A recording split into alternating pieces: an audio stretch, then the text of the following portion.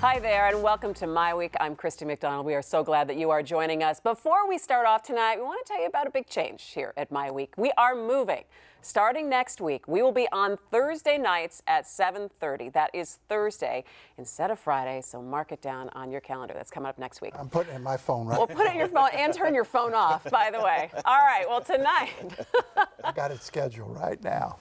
All right, as we get started with the show now, next week marks the beginning of healthcare change in this country. We're going to take a look at the changes you need to know, plus the last-minute fight in Congress. Plus, Governor Snyder unofficially launches a re-election bid and faces questions about his nerd fund, and millions for Detroit in the form of grants to make life better in the city. And that is where we start tonight. Key members of the Obama administration met in Detroit today to announce new grant money for the city and ways to make sure the money is used and spent properly. Joining me now are MiWeek contributors Nolan Finley, the editorial page editor of the Detroit News, and Stephen Henderson, the editorial page editor of the Detroit Free Press. Hey, happy Friday, guys. Happy to you. Federal Friday. It's a federal Friday. So many feds in one place. Crawling all over the city today. In one time. Hold on, you wallets. Oh, come on, Nolan. Coming from Nolan. More money More from taxes. before Nolan. All right. So is this the big bailout that Detroit was looking for? Well, it's the start of some much needed assistance to Detroit. And, you know, I've been saying that the federal government, when New Orleans went through its disaster, just poured money on the city. Detroit's had a rolling disaster now for 30 years, and the devastation here is equal to what you saw in post-Katrina New Orleans, and it's appropriate to come in with the right sort of help. And what's encouraging about the way they're doing it is they are putting together a structure to make sure the money is spent properly, not wasted. It goes for what it's intended. I think there's something like $300 million coming in today. That'll go a long way toward eradicating blight, fixing the problems with the police department, and getting the new transportation system jump-started. Yeah, it's not just erasing the debt. It's actually getting towards the services that people are really It's not talking at about. all They really erasing the need. debt. It's the services that now we're talking about. Yeah. Well, and this is what we needed them to do. We don't need a bailout, frankly, because Kevin Orr is busy renegotiating the debt in a way that will get it off our backs and free up enough of the money we take in taxes to provide services. What we do need is investment, from the federal government in rebuilding, and there are lots of ways that the federal government can do that, and one big one is to sort of free up more of the money that we're actually entitled to from Washington, because that we don't get because we don't spend it the right way. Right. They're going to come and help us. And that's Okay, point. that's the big point there, is making sure that you're actually spending it the right way and it's not expiring and then say, well, you didn't use the funds in the amount of time or in the right way that you were supposed to. Yeah, but I mean, the key point Steve made is this is money we would have gotten here had we had our act together, knew how to apply for grants. This is money other cities who are more efficient at the process are getting. So this is not really special bailout for Detroit or special money from Detroit.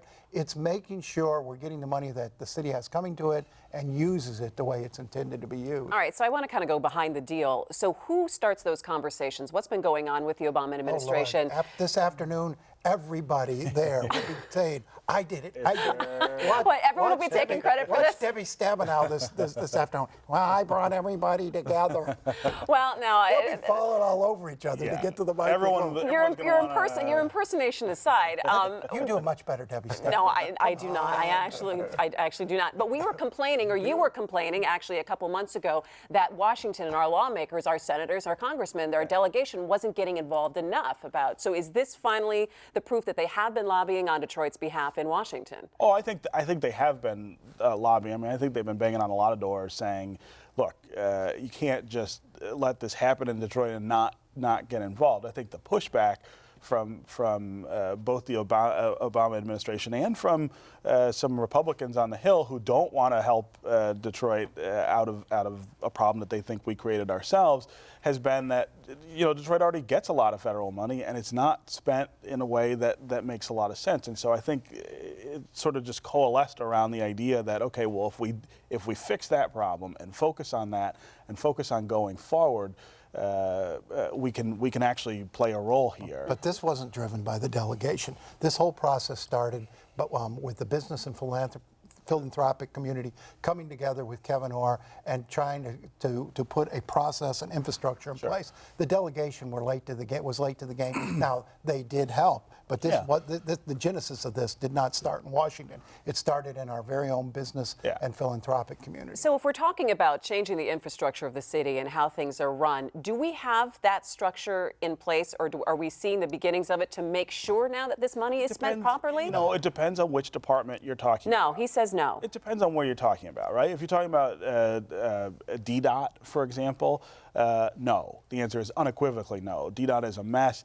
They lose all kinds of money every year. I mean, they lose money out of fare boxes every year on DDOT. So that's a complete disaster. But if you're talking about block grant, community development block grant, we have been better on that. Better, but we're not over good. time. We're not great. But Steve, this money's not coming to city departments. Most of it will go. Well, some of it will go. Like the police department will get its grants directly. But for example, they're forming a blight commission with probably, I think, Roy Roberts is going to head it. They're forming a blight commission to spend that money. It's going to be quasi-public-private organizations that will help spend this money. This money will not go directly to the city, the biggest part of it. And it's some of that money that has already been announced, too, that we talked about a couple of weeks ago, like that $52 million that came in. It'll go through these other agencies, or at least these other agencies will partner and keep an oversight on it. If you can do that. The federal government is not, federal government is not really high on these sort of alternative funding mechanisms for grants, and they've pushed back on the idea of taking it out of. I mean, city departments are designed. This is what city departments are supposed to do. That's why we have them. The fact that they don't work is not a reason to pull it out. It's a reason to fix the departments, which is one of the things Kevin Orr is supposed to be doing. They can't wait for these departments to get fixed. This money's needed now. That's why you have as many private and philanthropic organizations there at Wayne State today as you do government. And this is the private sector here, the philanthropic community, going to be very involved in helping spend this money so it doesn't go the way. See, that's what I keep coming back to, and I feel like this is maybe the third time I'm kind of trying to say it in the right way, that now that this money is coming here, okay, is there going to be an accountability, or a schedule set up that we can see how things are being done to make sure? That's what this is about. I mean, that's what this meeting is about today. It's not, this meeting isn't about, oh, hey, we found all this money, we're going to give it to Detroit. This meeting is about putting together partnerships and an infrastructure for spending the money in an accountable way and in an efficient way. That's what's different here. And so let me ask you real quick. So then, are you hopeful by hearing that announcement today? Are you saying, hey, we're finally going to get this right? Well, I'm hopeful, of course, because again, it's not giving the money to the same folks who squandered it in the past. This is a whole different setup. Well, and we still may get somebody from Washington to come here and coordinate all of this. Who would that be, and how would they choose that person? I mean, for a while I thought Gene Sperling would be a good candidate for that. He's leaving the administration, and he's from Detroit, but apparently he's not interested. He's headed to California. But somebody like that, somebody who not only knows the grant process from the Washington side, but understands Detroit and the problems that we have here, who could figure out how to make the best use of the money. And not necessarily tied to the federal government. This is going to be a grant czar, but they're going to figure this out as part of the restructuring. Now, ultimately, the city will take over, but at this point, it's just not capable of doing that. So if you're sitting in a neighborhood right now and you saw this press conference, you saw everyone from Washington in here today, are you like thankful? Are you like, yes, finally? Or are you still waiting for something? You are still waiting to see the effect of all of this stuff, right? Kevin Orr has been here now for 4 or 5 months, starting to put some things in place that will make a difference for people in the city. But we're in such a deep hole. I think it's not very realistic to expect that we would see very much right away. So it's going to take some time. It's going to take some time to set this stuff up and again. Have a functioning governance system to manage this stuff and do it in Detroit. It's still Detroit. Not everything that looks fixed gets fixed. I'll cite the Public Lighting Department. They handpicked this Public Lighting Commission. Orr was involved. The governor was involved. They thought they had you know, the best, smartest people they could get to run this public lighting department. And in their first meetings with Kevin Orr, their complaints are, well, the contracts are going to non-Detroiters, non-minority matters. You know and he just blew up and said, this is what got you people in trouble in the first No, place. that's actually not true. What got us in trouble was wasting money and not spending on the things that Exactly. But minority participation minority participation is important.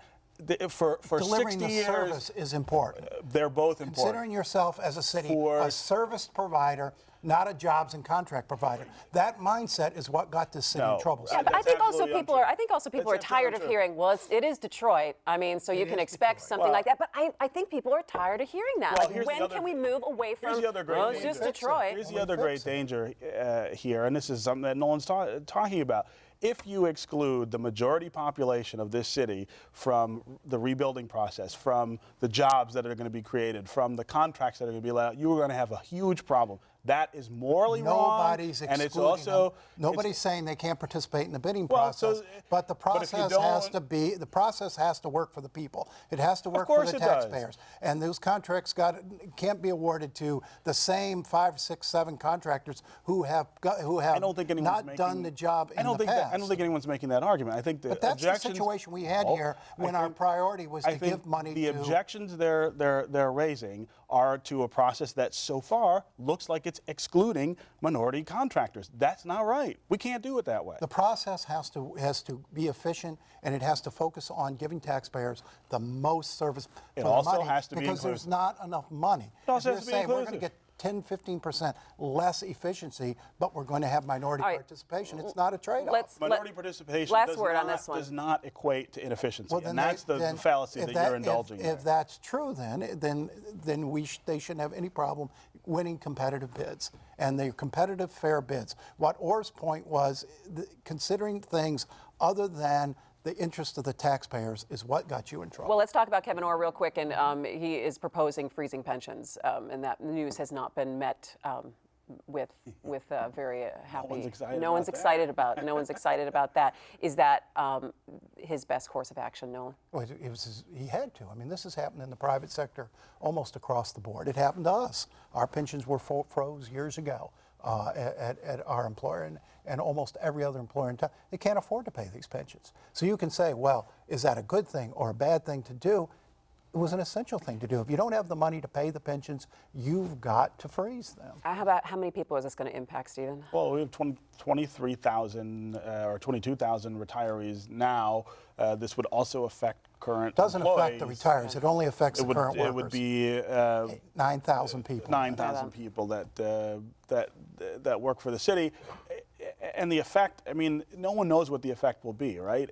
This doesn't mean that they will lose money. It means that they will not have the pension, but they're going to roll over into a 401k that could perform better than the pension has been performing. Certainly, if you look at the audit report that came out this week about how the pension form has been performing and losing money off risky And as somebody who investments. went through this, and you know, because we did it when we converted from pensions to 401k. 401k has been a much better deal.